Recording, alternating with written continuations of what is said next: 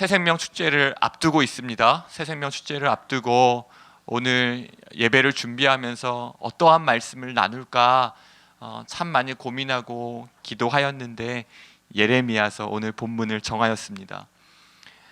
예레미야서의 주제는 임박한 심판 안에, 이미 이제 북이스라엘은 아수르에 의해 시대적 배경이 멸망당한 상황이었고요, 남유다를 향하여서 임박한 심판 앞에 진심으로 회개하고 전심으로 돌이켜서 여호와께 돌아오라라는 것이 예레미야서의 주제이겠죠. 예레미야서의 시대적 배경이 오늘날과 참 많이 닮아 있습니다. 그리고 그 시대를 살아가고 있는 백성들을 향해 눈물의 선지자라는 별명을 가질 정도로 울고 또 울고 애통해야 하는 예레미야 선지자의 심정이 잃어버린 하나님의 백성들과 영혼 구원을 위하여 가슴을 치며 기도하고 있는 우리의 심정과도 닮아 있습니다. 예레미야 선지자를 눈물의 선지자로 부르는 데에는 그 이유가 있어요. 예레미야 선지자가 울 수밖에 없습니다. 보통 이제 성경을 보면 하나님의 백성들이 죄를 짓고 그 죄를 경고하는 선지자들을 하나님께서 세우시고 경고의 메시지를 전하면 그 경고의 메시지를 듣고 돌이켜서 하나님께 돌아오는데, 예레미야서는 좀 특별한 구조로 되어 있습니다. 예레미야서가 총 52장으로 되어 있는데요, 1장부터 33장까지는 멸망 이전에, 남유다가 멸망하기 이전에 유다에 관한 경고의 메시지를 담고 있으면, 그 다음의 내용은 이제 경고의 메시지를 듣고 회개하고 돌이키는 것을 선지자가 보는 것이 가장 큰 기쁨이고 은혜일 텐데, 예레미야서는 그렇게 끝나지 않습니다. 33장까지 멸망 이전에 임박한 심판을 경고하고 이제 돌이키고 회개하고 돌아오라고 경고하지만 34장부터는 이제 유다의 멸망 기사가 이어집니다. 즉 경고의 메시지를 하고 하나님께로 돌이킨 다음에 주께서 은혜를 베풀어 주셔서 용서하시는 구조로 되어 있는 것이 아니라 33장까지 경고하고 경고했지만 그 경고를 듣지 않고 결국에는 34장에 멸망하게 되는 유다 백성들의 이야기를 담고 있습니다. 그렇기 때문에 이 임박한 심판 앞에서도 애통해할 수밖에 없었고, 임박한 심판 앞에서도 돌이키지 않는 백성들을 향하여서 예레미야가 할 수 있는 것은 우는 것 아니었겠습니까? 남유다의 죄를 성경은 이렇게 고발합니다. 2장 13절에는요, 내 백성이 두 가지 악을 행하였다. 첫 번째는 생수의 근원이 되시는 여호와를 버린 것, 두 번째는 스스로 웅덩이를 판 것이다. 이 스스로 웅덩이를 팠다라는 의미가 여호와 하나님이 아닌 다른 강대국과 다른 것들을 의지했다라는 것을 뜻합니다. 이것이 바로 하나님께서 지적하고 있는 남유다 백성의 죄이죠. 특별히 남유다 백성들의 죄의 특징은 무엇이었냐면, 하나님의 말씀을, 즉 하나님의 말씀의 권위를 인정하지 않고 그 말씀을 공허한 바람처럼 여겼다라는 것입니다. 예레미야 8장 5절에서 6절에 보면 남유다의 백성들의 죄를 기록하고 있는데, 화면을 한번 띄워주세요. 이 예루살렘 백성이 항상 나를 떠나 물러감은 어찌함이냐. 그들이 거짓을 고집하고 돌아오기를 거절하도다. 내가 귀를 기울여 들은즉 그들이 정직을 말하지 아니하며 그들의 악을 뉘우쳐서 내가 행한 것이 무엇인고 말하는 자가 없고 전쟁터로 향하여 달리는 말같이 각각 그 길로 행하도다. 오늘 남유다 백성들의 죄를 왜 이 시간에 나누느냐, 저희 마음에 품은 태신자 중에 가장 가까운 가족들이 있죠. 우리의 부모님, 배우자, 또 자녀들이 있습니다.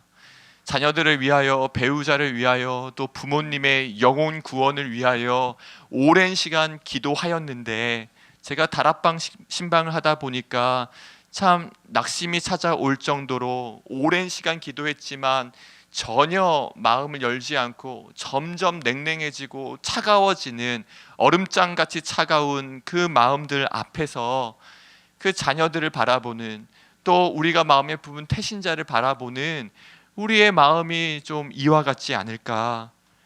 하나님을 떠나서 점점 물러감을 바라보면서, 이게 기도하면 조금씩 마음이 열리면 이 기도하는 기쁨이 크거든요. 조금씩 교회로 다가오기 시작하고, 예전에는 교회로 이 차로 태워서 운전기사 역할만 했다면 이제 본당에 들어오기 시작하고, 본당에서 예배드리라 처음에는 졸기만 했다면 이제는 그래도 한두 말씀 기억하기 시작하고, 그러다가 이제는 가정에서 말씀을 보기 시작하고 귀로 듣기 시작하면, 이게 태신자를 품고 기도할 때의 마음에 이 기쁨이 있습니다. 즐거움이 있습니다. 그러나 열매가 꼭 우리의 시간표만큼 빠르게 맺어지는 것은 아니더라고요. 더 많은 시간은, 오랜 시간 인내가 필요한데, 기도하면 기도할수록 점점 다가오는 것이 아니라, 오늘 예레미야 8장 5절 6절의 말씀처럼 점점 나를 떠나 물러감은 어찌함이냐. 그들이 거짓을 고집하고 돌아오기를 거절하도다. 돌아오기를 거절하는 태신자, 돌아오기를 거절하고 고집을 피우는 우리의 배우자, 또 자녀들, 부모님들을 생각했을 때에 그 심정이 오늘 울고 있는 예레미야 선지자의 심정 같겠다라는 마음이 들었습니다. 남유다의 죄를 향해 지적하면서 예레미야 19장은 참 가슴 아픈 비유를 사용해요. 깨진 옹기의 비유입니다. 우리 말씀 한번 보여주세요. 너와 함께 가는 자의 목전에서 그 옹기를 깨뜨리고 그들에게 이르기를, 만군의 여호와께서 이와 같이 말씀하시되, 사람이 토기장이의 그릇을 한 번 깨뜨리면 다시 완전하게 할 수 없나니, 이와 같이 내가 이 백성과 이 성읍을 무너뜨리리니 도벳에 매장할 자리가 없을 만큼 매장하리라. 도벳은 이스라엘 남유다 백성들이 가장 하나님 앞에서 극심한 악을 저질렀던 장소인데, 깨진 옹기의 비유는 이런 것입니다. 에레미야 선지자에게 토기장에 가서 옹기를 하나 사오라고 하나님께서 말씀하십니다. 그래서 사옵니다. 그리고 그 깨진 옹기를 사람들이 보는 앞에서 깨뜨리라고 명령하시는 거예요. 그 뜻은 이러합니다. 깨진 옹기처럼 복구가 불가능해졌다. 깨진 옹기를 다시 원상 복구할 수 없는 것처럼 이스라엘 백성들의 죄가 지금 치닫고 있어서 마치 지금 바닥에 산산조각난 깨진 옹기 같다. 오늘 설교의 주제는 깨진 옹기처럼 복구가 불가능한 우리의 그 자녀들과, 때로는 배우자와, 때로는 복음에 있어서는 깨진 옹기와 같은 우리의 이웃과 지체들에게도 소망이 있을까요? 입니다. 임박한 심판 앞에서도 불구덩이에 뛰어드는 나방처럼 돌이킬 줄 모르고 죄악으로 치닫는 남유다 백성들에게 여러분, 소망이 있을까요? 점점 고집을 피우고 모든 사람이 돌아와도 이 사람은 돌아오지 않겠다라고 차가운 가슴을 가진 사람에게도 소망이 있을까요? 우리의 애씀과 노력과 오랜 시간의 인내와 기도에도 조금도 미동하지 않는 심령에도 과연 소망이 있을까요? 예레미야는 계속 슬프도소이다 이 구절을 반복합니다. 예레미야 4장 10절에 내가 이르되 슬프도소이다, 14장 13절에 이에 내가 말하되 슬프도소이다, 32장 17절에 슬프도소이다. 그리고 이어지는 기도가 어떤 기도냐면, 주에게는 할 수 없는 일이 없으시니이다. 주는 은혜를 천만인에게 베푸시는 자가 아니십니까? 이렇게 기도하는데요, 이 기도가 이렇게 들리는 거예요. 하나님은 할 수 없는 일이 없으시고 하나님의 은혜는 천만인에게 베풀어서 흘러 넘치는데, 왜 남유다 백성들은 지금 돌아오지 않는 것입니까? 왜 남유다 백성들을 향해서는 전능하신 하나님의 손이 미치지 않으시는 것입니까? 라는 예레미야 선지자의 울부짖음으로 들렸습니다. 하나님 앞에서 애통해야 하며 참 슬픕니다. 하나님은 전능하신데 왜 하나님의 손이 당신의 백성에게 미치지 않습니까? 라고 슬퍼하는 예레미야에게 주신 오늘 말씀, 예레미야 32장 41절의 말씀이 태신자를 마음에 품은, 사랑하는 가족과 지체를 마음에 품고 기도하고 있는 우리 모두에게 약속의 말씀이 되길 원하고, 이 말씀 붙들고 오늘 다시 새 힘을 얻어서 영혼 구원을 위하여 기도하기를 쉬지 아니하며, 다시 한번 영혼 구원을 위한 우리의 기도에 하나님께서 불을 내려주시기를 원합니다. 예레미야 32장 41절 말씀을 함께 읽겠습니다. 기쁨으로 그들에게 복을 주되 분명히 나의 마음과 정성을 다하여 그들을 이 땅에 심으리라. 예레미야 32장까지 울고 있는 예레미야 선지자에게 하나님께서 약속의 말씀을 주시고, 하나님께서 그냥 말씀하셔도 되는데 하나님께서 친히 분명히라는 단어를 사용하십니다. 내가 분명히. 여기에는 그러한 마음이 있는 것 같습니다. 그렇지, 사람의 마음으로 안 되지. 사람의 정성으로도 그 마음이 잘 변하지 않고 열리지 않지. 그러하기 때문에 하나님께서 약속하신 말씀이 무엇입니까? 내가 나의 마음을 다하겠다. 하나님의 마음을 다하여, 하나님의 정성을 다하여, 하나님의 열심을 다하여, 하나님께서 한 사람을 사랑하시는 하나님의 특심을 다하여 그들을 다시 이 땅에 심으리라.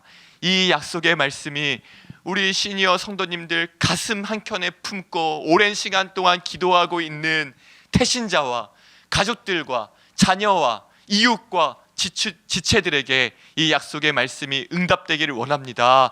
그동안 오랜 시간 동안 애쓰고 수고한 그 수고를 내가 안다. 수고하였지만, 노력하였지만 내가 예수 믿는 자녀이기 때문에, 예수 믿는 딸이기 때문에, 예수 믿는 아들이기 때문에, 또 예수 믿는 장모요, 예수 믿는 장인 어른이기 때문에, 예수 믿는 부모이기 때문에 해산의 수고를 하듯이 한 영혼이 하나님께 돌아오기 위하여 애쓰고 애쓴 그 수고를 안다. 그런데 그 수고로 마음이 잘 움직이지 않고 변화되지 않고 열리지 않는 그 이웃들에게, 가족들에게, 지체들에게 하나님께서 이렇게 말씀하시는 것입니다. 이제 내가 나의 마음을 다하겠다. 내가 나의 정성을 다하여, 하나님의 마음과 하나님의 정성을 다하여, 그것을 어떠한 마음으로요?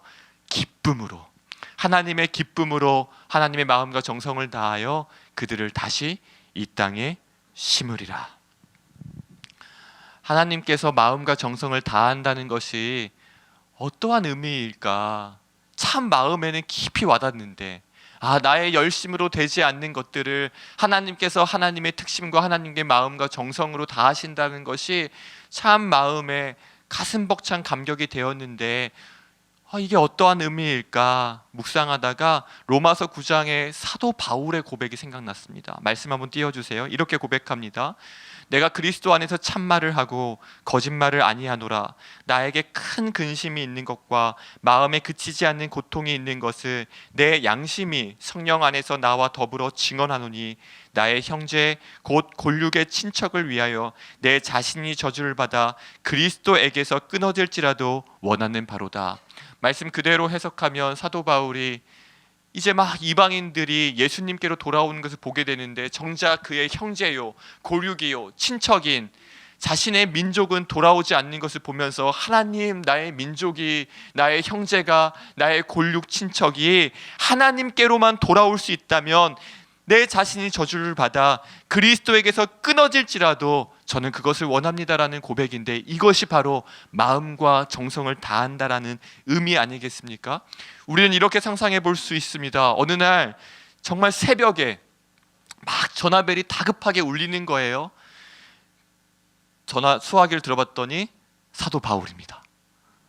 사도 바울이 새벽에 정말 긴급하고 위급하고 다급한 목소리로 어찌할 줄 몰라 하면서 너무너무 큰일이 났다고, 나에게 지금 너무너무 큰 고통과 큰 근심이 생겨서 새벽이지만 염치 불구하고 전화할 수밖에 없었다고. 그러면 우리가 사도 바울의 전화를 받으면서 무슨 일일까? 사도 바울에게 무슨 일이 생긴 것일까? 육체의 가시가 더 심해진 것 아닐까? 건강상의 이유로 쓰러진 것 아닐까? 이러한 이유를 생각하지 않겠습니까? 다급한 목소리로 사도 바울이 전하는 이야기가 무엇입니까? 나의 골육이 아직 예수님을 믿지 않아요. 우리는 다급한 전화, 위급한 전화 그러면 정말 우리 집이 풍지박산나고 정말 한 번도 경험해보지 못한 일, 상상도 하기 싫었던 일들이 막 닥쳐오고, 이거 큰일 맞습니다. 위급하고 다급한 일 맞고요, 하나님께 부르짖어야 되는 일이 맞습니다. 그런데 사도 바울이 지금 우리에게 전화를 걸어서 지금 나에게 정말 큰일이 났습니다 라고 다급한 목소리로 호소한다면 그 이유는 무엇일까요? 내 백성이, 내 골육이, 내 친척이 예수를 믿지 않습니다. 나의 백성이 주께로 돌아올 수만 있다면 나는 하나님께 저주를 받아 그리스도에게서 끊어질지라도 내가 그것을 원합니다. 여러분, 이것이 성경이 이야기하고 있는 마음과 정성과 뜻을 다하는 것입니다. 그리고 우리가 다할 수 없는 마음과 정성을 누가 이루셨습니까? 저는 이렇게 이야기할 수 없을 것 같습니다. 내가 마음에 품은 태신자를 위해 저는 하나님께 저주를 받아도 좋습니다, 예수 그리스도에게 끊어져도 좋습니다라고 말할 수 없을 것 같습니다. 우리가 마음과 정성을 다할 수 없기에 누가 마음과 정성을 다하셨습니까? 하나님께서 예수 그리스도를 우리에게 보내주셔서 주님이 십자가에서 달리신 것, 하나님께 끊어지는 단절을 경험하시면서 우리의 구원을 위해 십자가에 달리신 것이 바로 하나님이 우리에게 보이신 마음과 정성을 다하심 아니십니까? 한 영혼을 위한 기도와 열정이 조금 식어져 있다면 이렇게 마음과 정성을 다하여 우리를 사랑하신 주님을 다시 한번 기억하며 새생명 축제를 맞이하고 있는 이 시간에 한 영혼을 위하여, 잃어버린 백성들을 위하여 다시 한번 눈물로 기도하지 않으시겠습니까? 오늘 함께 찬양하고 기도하겠습니다. 우리 오늘 눈물로 한 아래에 씨앗을 심는다. 하나님, 참 지쳤습니다. 이제 이만하면 돌아올 때가 됐지. 하나님의 때가 언제입니까? 하나님은 오늘도 다시 뜨겁게 기도하기를 원하십니다. 시간이 오래 지나도, 오랜 시간 동안 변화가 없어도, 슬프도소이다 슬프도소이다 애통하면서 하나님께 부르짖었던 예레미야의 심정처럼 오늘 하나님께서 가장 사랑하시는 한 영혼을 위하여 마음과 정성을 다하여 주님을 주시기까지 우리를 사랑하신 그 사랑을 품고 기도하라고 오늘 우리를 부르셨는 줄로 믿습니다. 이 찬양 함께 기도하고 오늘 기도하는 시간을 갖도록 하겠습니다. 오늘 우리 눈물로